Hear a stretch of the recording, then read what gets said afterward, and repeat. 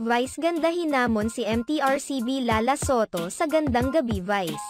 Kung si Vice ganda lamang ang tatanungin, nais niyang maging guest sa isa kanyang show na Gandang Gabi Vice ang MTRCB chairperson na si Lala Soto Antonio.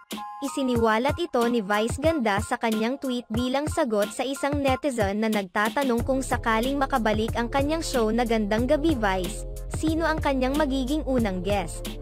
Naging pabiro naman ang naging sagot ni Vice ganda kung saan sinabi niyang si Lala Soto ang nais niyang maging guest.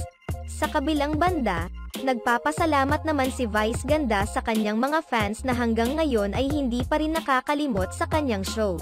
Super nakaka-happy na kahit ilang years nang hindi umiir ang GGV, bukang bibig pa rin ito ng madami. I'm so blessed to have 3 programs na kinakapitan talaga ng mga tao. It's showtime. GGV at Everybody Sing. Thank you ABS-CBN. Matatandaan na mahigit 3 taon nang tumigil sa pag-ere ang late-night talk show ni Vice ganda na GGV. Noong March 2020, bago ang lockdown ipinalabas ang huling episode nito. Samantala, nito lamang nakaraang linggo sinagot ni Vice ganda ang mga tweets ng kanyang mga fans na namimiss na ang kanyang show na GGV.